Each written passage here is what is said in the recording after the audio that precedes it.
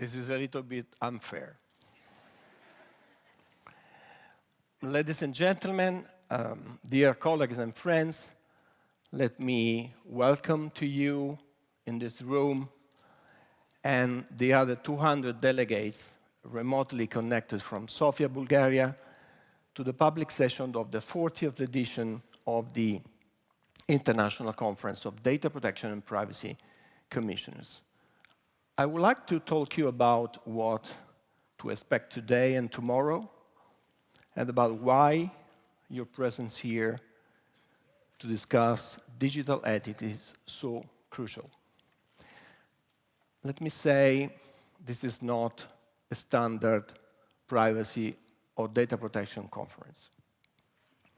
But it's a conference about the human values which underpin privacy and data protection. Make no mistake.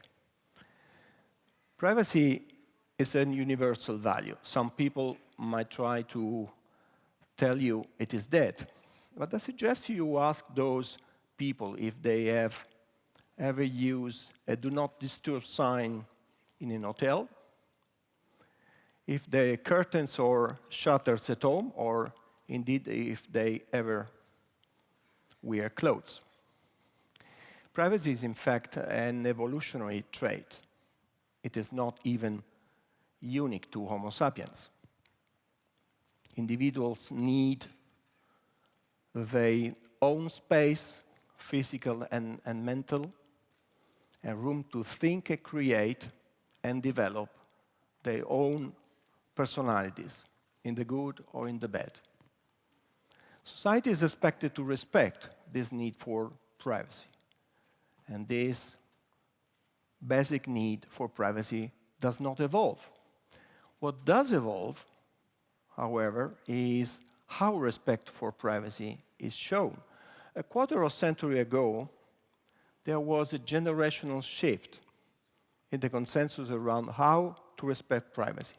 That generational shift was marked by the emergence of new rules governing in a different way the protection of personal data. And this is why we have now another fundamental right, at least in the EU. Back then, a certain green and innocent judge in Italy, it was actually me,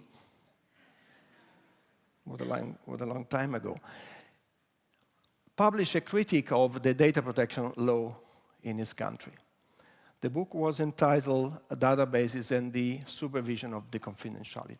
Data protection came in response to the growing computational power and availability of information systems, the ability to collect and use large amounts of information, and the profitability of collecting and using this data have consequences for individual freedom and privacy. So data protection laws establish rights, new rights, more than one, for people concerned by the data. And they establish requirements for those profiting from the use of the data. And they established mechanisms for supervision and independent enforcement to ensure that, not only by the courts, to ensure that these rights and obligations were a practical reality on the ground.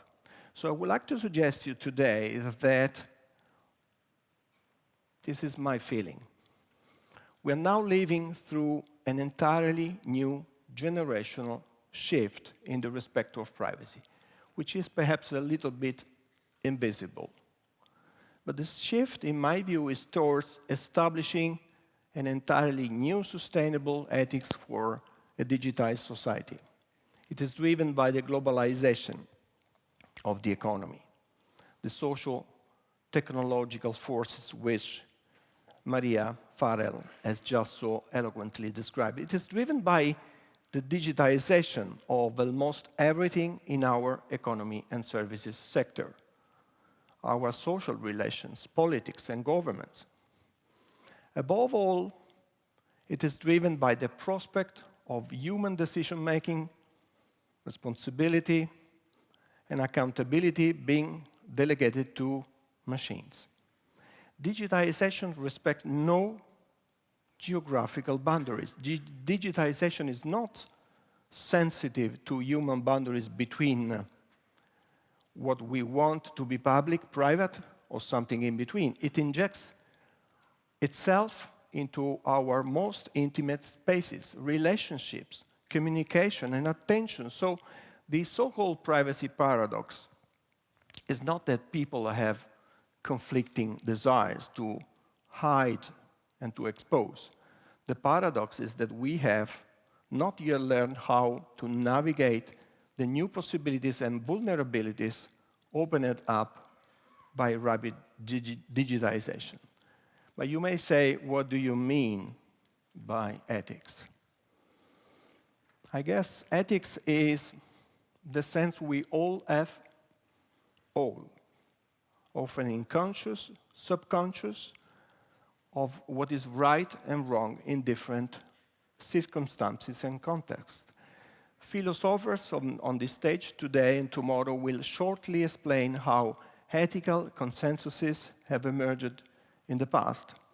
In today's digital sphere, however, there is no such ethical consensus. We do not have a consensus in Europe, and we certainly do not have one at global level. But let me say, we urgently need one, because digital technologies and data flows are already intensively global. This is a 50-50 moment for humanity in the digital age. It's a tipping point where half of the world's population is connected to internet. In the words of a cyberpunk novelist, William Gibson, he said, "The future is already here. It's just not very evenly distributed." So to cultivate a sustainable digital ethics, we need to look objectively at how those technologies have affected people in good ways and bad. We need a critical understanding of the ethics informing decisions by companies, governments, regulators, whenever they develop and deploy new technologies.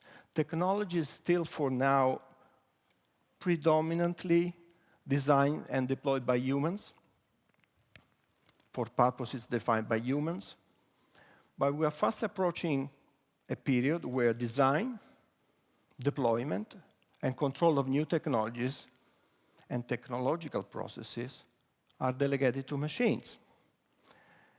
Let me briefly point to 5 case studies to shortly illustrate what I mean. First, let me refer to killer drones, automated machines which without any human agency can take the life of a human being. At the United Nations last month, delegates were unable to reach agreement, even to start discussions on how to control them. My second case study relates to algorithmic decision-making in criminal sentencing. And this submits individuals to life-changing decisions based on opaque criteria with little or no due process. And in fact, when asked to disclose the factors leading to decisions, certain software vendors have claimed those considerations that they are subject to proprietary intellectual property protection. So, another example. The third one relates to the role of social media, whose unaccountable algorithmic decision-making has been weaponized by bad actors in ethnic conflict zones, with at times appalling human consequences, notably in Myanmar. The fourth example relates to blockchain. It is yet unclear whether the hype surrounding it is justified, but if its current rate of growth continues, blockchain technologies will generate as much carbon emissions worldwide as the whole of the United States. And fifth, the questions of rights for robots.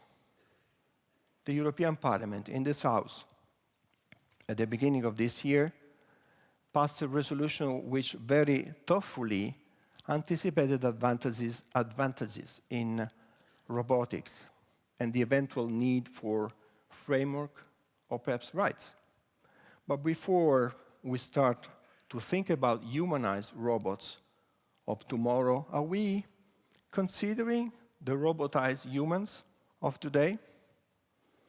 The rights of people working in sort of warehouses, having their every movement tracked and recorded. Human beings who are guided by machines from shelf to shelf according to a logic which makes sense only to the machine.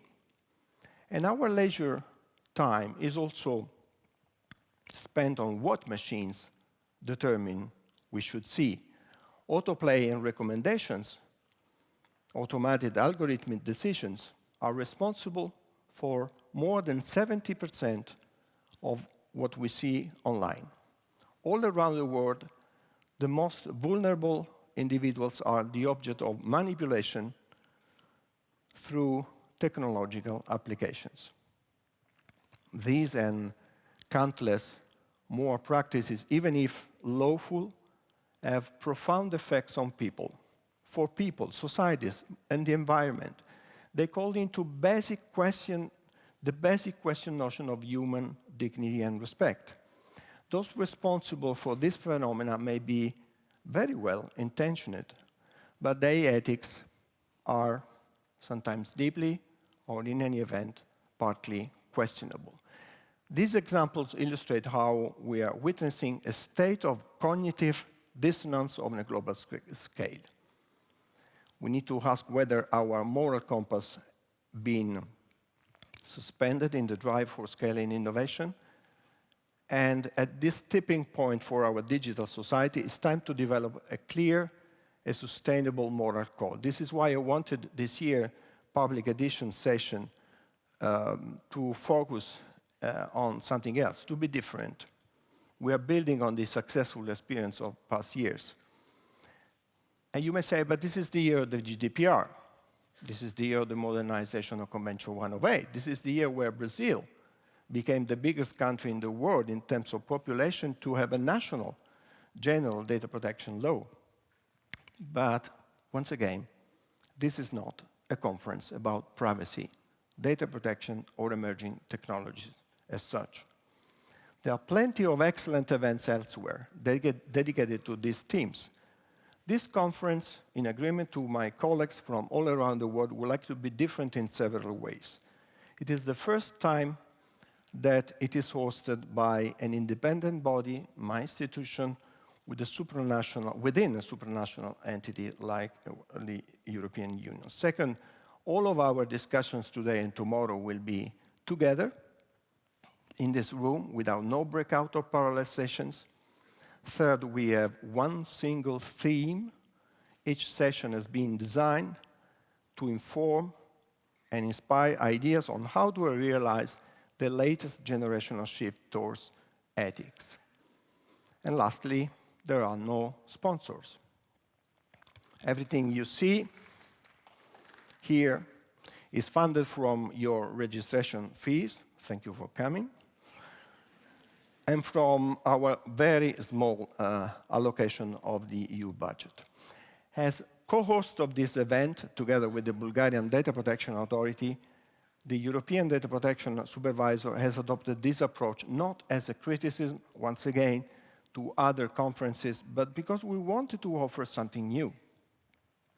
The international conference, till today, of Privacy and Data Protection Commissions has consisted of first, a conversation among a tight-knit regulatory community, followed by networking opportunities with industry, academia, civil society, governments, representatives from outside. We would like this year to be more ambitious, to facilitate more engagement with this important issue. So this year, for the first time, the central theme of the closest session, ethics and artificial intelligence, is more directly connected with the theme of the public session. And the decisions taken yesterday mean that, at the closest session, means that This conference will grow and consolidate in ways which will reinforce cooperation on a global scale. But with this edition, our aim as community of regulators is to send ourselves a signal. It is a signal that we must interact much more with people from outside our comfort zone, from outside the still small world of data protection experts. Enforcement is and will remain essential. Independent authorities as well. And we must never lower our role as regulators. But at the same time, we must continue to be fully aware of the potential strategies concerning the evolution of new technologies. Just as we did yesterday in a closed room adopting an historical document on artificial intelligence, we will have now an opportunity by tomorrow to share with you some news. I come from Rome, where the Vatican sits. And you know, in the Vatican, there are currently two popes, Pope Francis and Pope Benedict XVI. Like the Vatican, you will have tomorrow a unique privilege for one day only to hear about our deliberations from two impressive chairs of the international conference. My colleague Isabelle Falk-Pierrotin, she led the conference till midnight yesterday, and my good colleague Elizabeth Denham, sitting in the back, the newly elected by acclamation chair of the executive committee. But what is essential is that we think out of the box. The better we can do in terms of role as data protection regulators. One such out-of-the-box experiment is the Creative Cafe tomorrow morning. We would like to bring together 30 of the most highly qualified experts from different fields from around the world. They will think collectively about the next stage of discussions on digital ethics. Let me say that this conference focuses on the ethics, but it doesn't come from the blue. It is the fruit of several years of reflection. While our opinion as EDPS towards a new digital ethics in 2015 highlighted the potential impact of human dignity of new technologies like drones, smart cities, 3D, bioprinting. Technology, we asserted, should not dictate values and rights, but neither should their relationship be reduced to a false dichotomy. And following this opinion, we set up an independent expert advisory group on ethics. We hosted 2 workshops, first with data protection experts and then with the wider scientific community. This year, we launched a public consultation on digital ethics. In parallel, in 2015, we tabled before the executive committee of this conference our proposal for such a public session dedicated to ethics. And the following year, we prepared a discussion paper on artificial intelligence at the 2016 edition in Marrakesh. And I think it was an inspiring document for the resolutions adopted yesterday by unanimity. It is fair to say that the early reactions to this idea to have a global debate on ethics were mixed.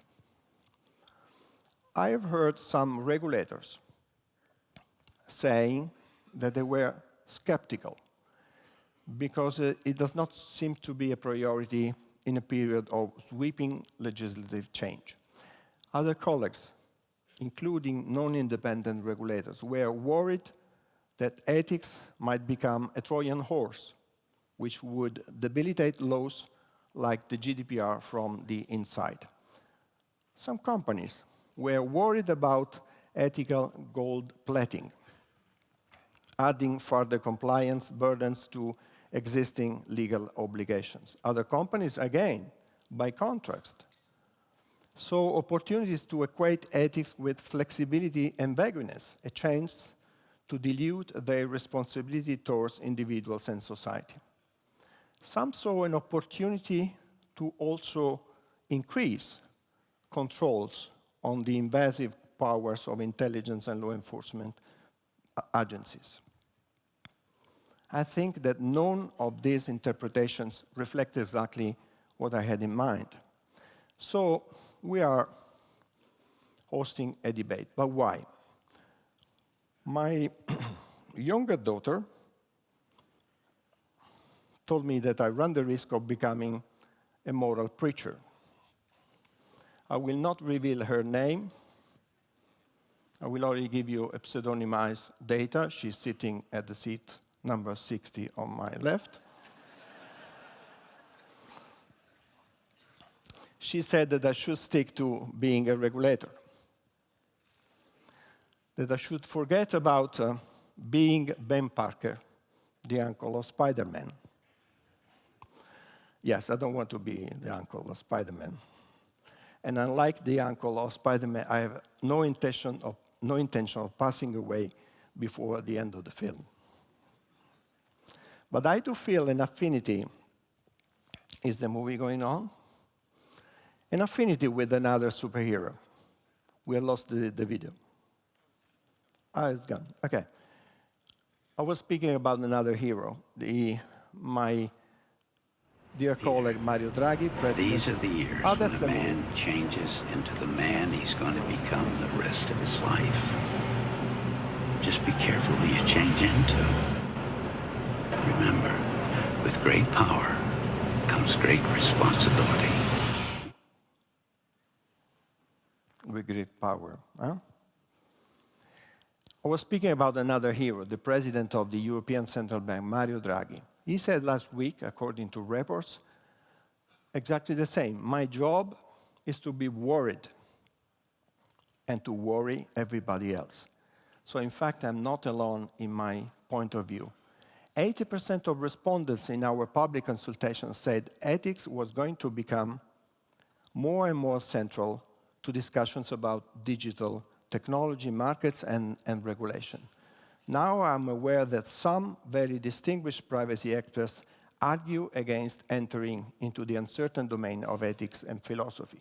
For them, it's enough to have rules, data protection rules on lawfulness, proper use of consent, appropriate use of legitimate interest, and of course, the general principle of accountability as envisaged in the GDPR, but not only in Europe, but I'm not so sure this is the right approach. Speaking of the attitudes to consent, take a look for a second at this recent commercial from a major telecommunications company.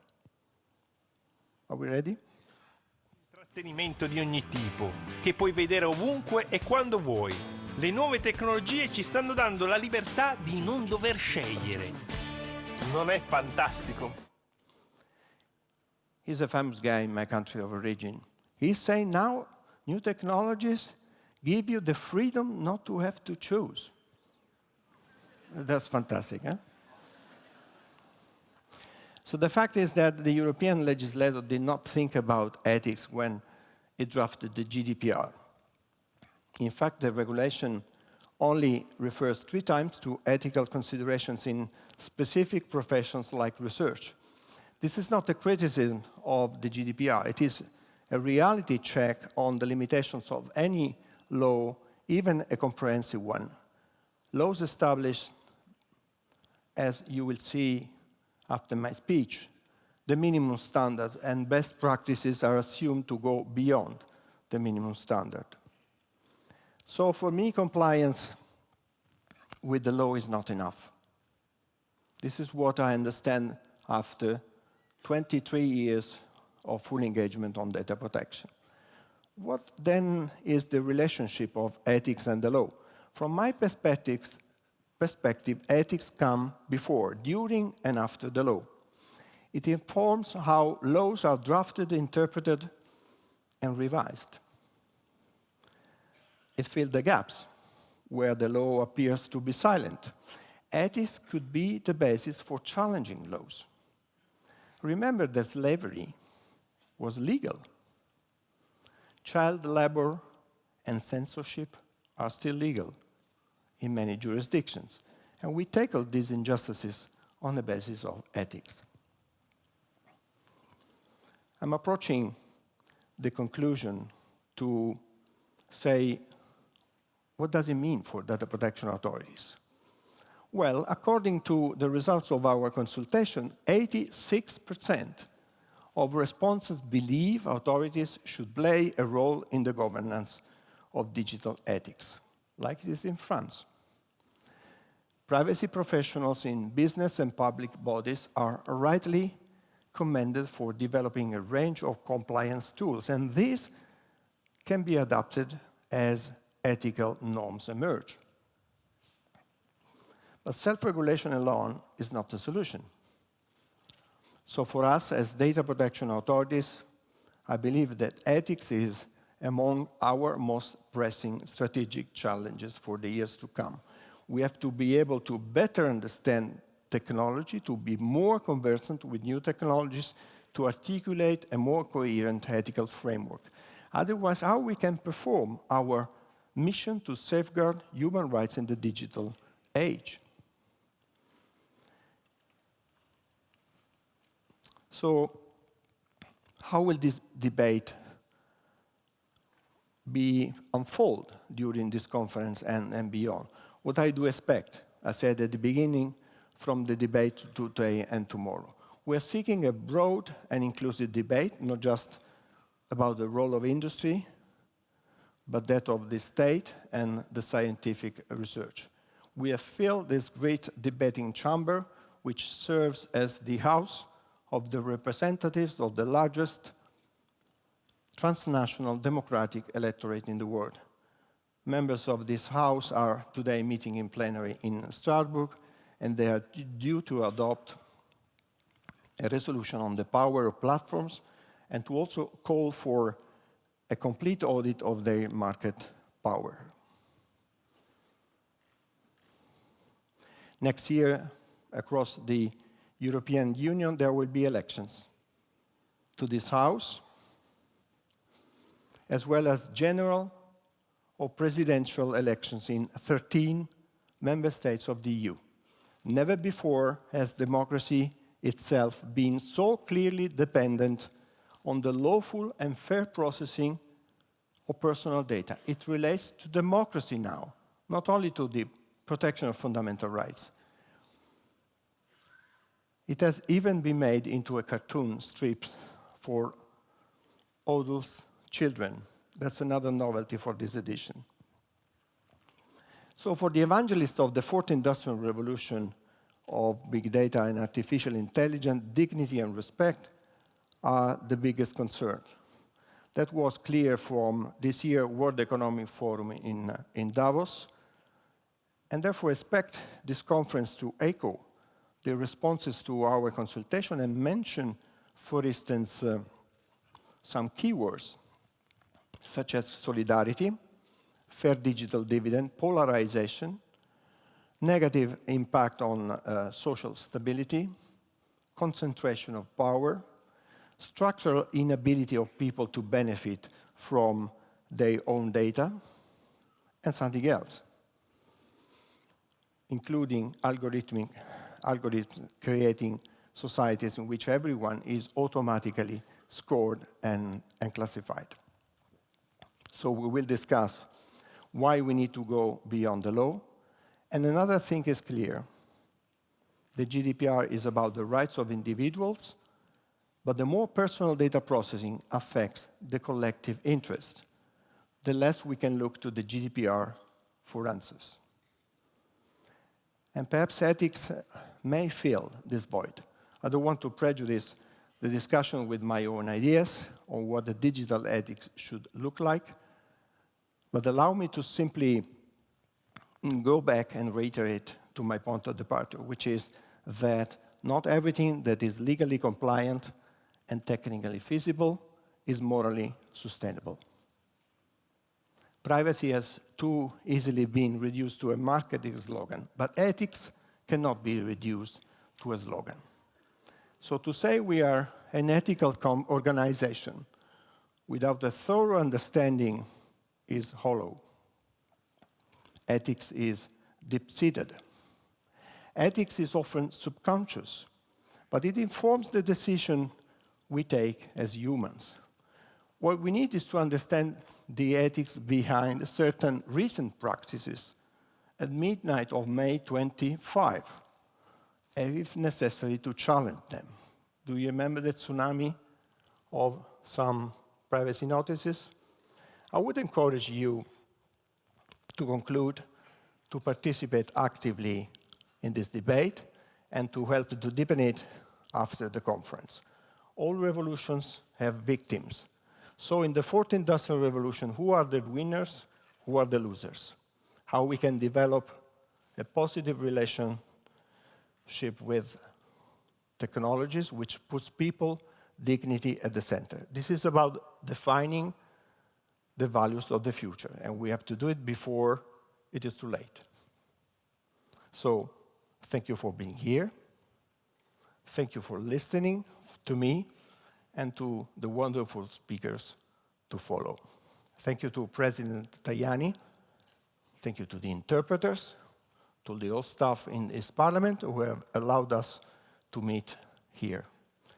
I hereby declare the 40th edition of the Olympic Games of Data Protection open.